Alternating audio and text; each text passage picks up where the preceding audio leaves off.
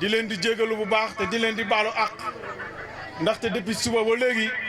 yéen a ngi fi ci organisation bi ñu ngi jégalu bu baax a baax ci loolu tant que politicien moo gaawut su loolu weesee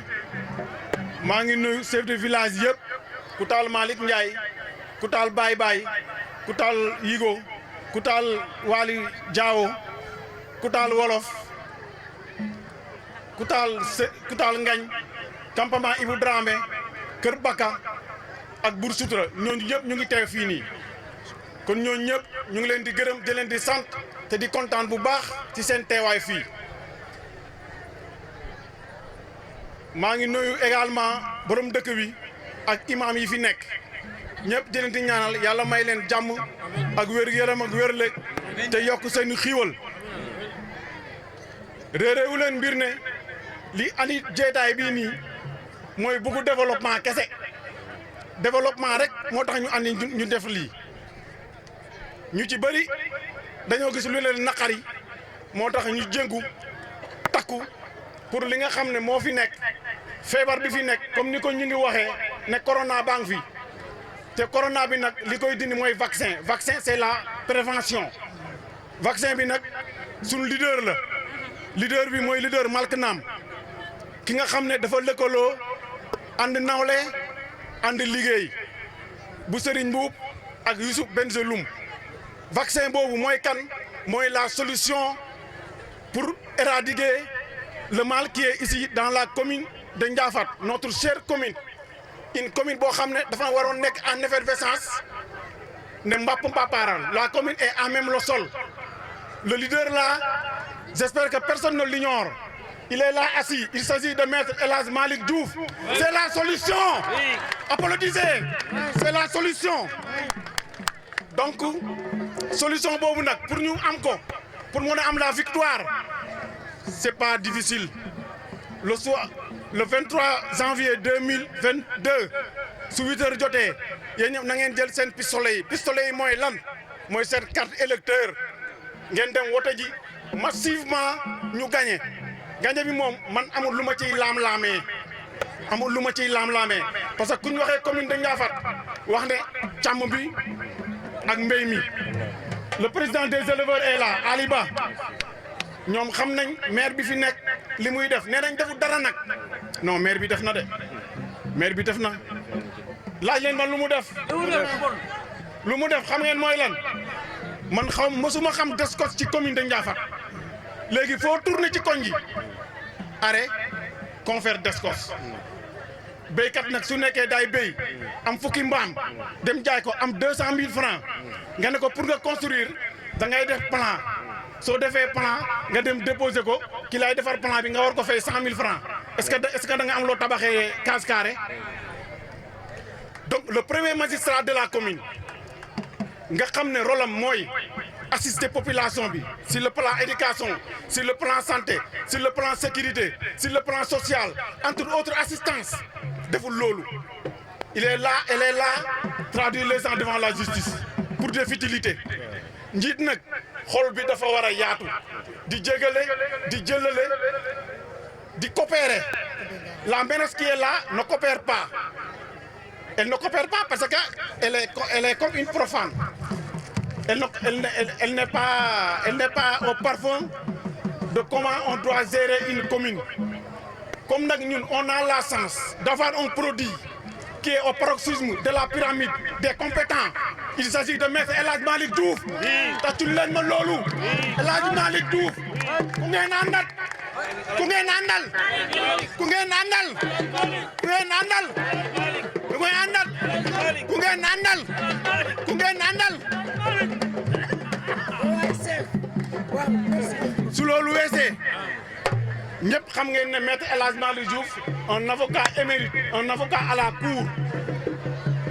qui connaît beaucoup de choses concernant le mouvement comment faire développer une localité si concernant le foncier ñëpp xam ngeen ne commune bi moom dafa feebar ci foncier ndaw si day ñëw bugg a accaparer tool yi nit ñëpp de un day ñëw ne day lotiser nga joxe sa xaalis toog 3 ans doo gis terrain te comme ni ko El Hadj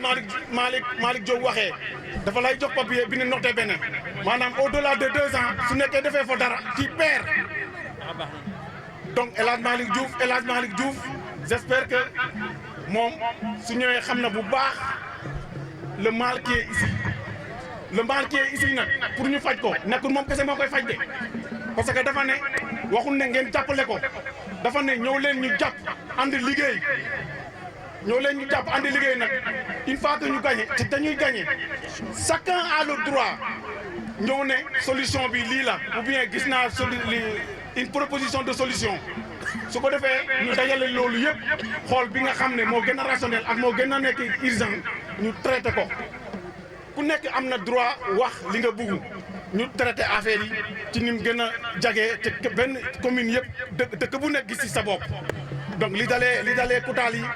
li dalee Daaru Mbidayeen li dalee Koosi yi ci dalee ci Wala Dex bi ñëpp xam ngeen ne Wala Dex moom coono kese moo fa nekk gis ngeen bi ñu duggee biir Koutal di wër pour dem Koutal Malick Ndiaye je me rappelle am na temps Koutal Malick Ndiaye soo fay dem rang-rang bii ngay aw mënuñ fi aw parce que rang-rang bi yàqu na nii ngay aw da ngay wiire wax Koutal séeréer soo fa buggee dem nawet c'est un grand problème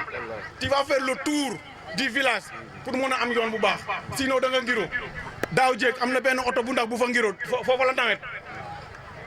donc il y a beaucoup de problèmes dans cette commune et cette commune-là doit être en effervescence et pour que l'effervescence là soit visible soit concrétisée il faut élire notre leader El Hadj Malick Diouf. El Hadj Malick Diouf c'est la solution. Dans ce village-là, il y a 3 candidats qui sont là. Je les salue au passage. Il s'agit de Aboubakary Sarr, de Vieux Ndiaye et de Ramata Diaby. Ñooñu nekkuñ suñu adversaire. Ñooñu ne sont pas des adversaires. Et je sais que dans le futur, avec ces leaders-là, on va faire une collaboration. Notre seul adversaire ennemi, c'est Astou Ndiaye.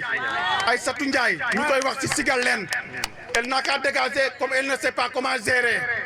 Vraiment content naa ci mobilisation bi maa ngi nuyu ñëpp di baalu ak ñëpp di leen di ñaanal yàlla defal leen jàmm te fiñ bugg a yegg ci mouvement bi yàlla xam na ko yàlla ñu fa yàlla yóbbu ma El Hadj Malick Diouf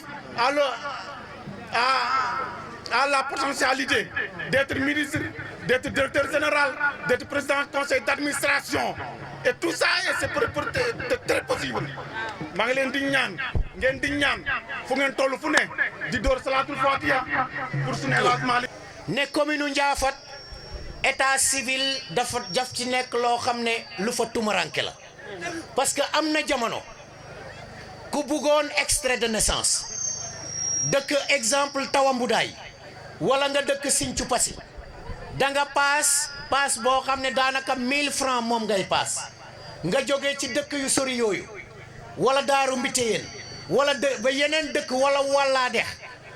Kaado wala Kër Kékuta dëkk yooyu nga xam ne ñoom ñoo gën a sori nga jóge foofu nawet sa doom war a présenter ji entrée en 6e te amul extrait de naissance nga war a dem ci commune bi nga ñëw pour ñu defal la extrait de naissance déedéet duñ la ko defal waaye dañ lay jox rendez-vous dans un délai de 1 wala 2 mois ça c'est extraordinaire wala boobu su fekkee ne dañ la koy defal léegi tamit dañ lay defal extrait bi ne la jëlal vélo moto taxi nga dem Ndiaffate séeréer ñu signeel la fa nga soog a dellu si léegi nga dem Ndiaffate séeréer fekk fa waa ji premier adjoint mu tëdd di nelaw tu seras obligé di toog di ko xaar alors que dañ laa tabaxal un building communal nga war fa am ay bureau say activité yëpp nga ko fa war a fa defee building communal boobu nga bàyyi ko dem transférer sa bureau sa kër c'est extraordinaire nañ leen bañ loolu c'est une injustice léegi donc lii si ñu mébét ci cadre boobu ci état civil bi moom mooy l'état civil décentralisé lan mooy état civil décentralisé léeg-léeg dañoo jël ci suñ programme ñu ne par exemple ci biir mois bi nañ ci jël semaine ñu ne état civil bi dañ koy toxal tey ñu yóbbu ko Koutal ñu ne population Koutal yëpp ak environnement nañ daje ci semaine boobu ci Koutal su ko defee képp koo xam ne soxla nga extrait de naissance pour sa doom ñu defaral la ko sur place képp koo xam ne soxla nga certificat de mariage ñu defal la ko sur place képp koo xam ne soxla nga certificat de résidence wala la ca aju ñu defal la ko sur place kon danañ dem ba yegg jamono joo xam ne kenn daanaka dootul demati ci maire ba tey buñ semaine bi buñ ko defee fii ci weer wala di ñëw ñu tànn ci benn semaine ñu defee ko zone Wallada beneen yoon ñu defee ko zone Tawambudaay beneen yoon ñu defee ko Caaxo Coofiyor et cetera lii moom mooy état civil décentralisé li nga xam ne moom bokk na ci suñu programme mooy une gestion inclusive participative et transparente parce que gis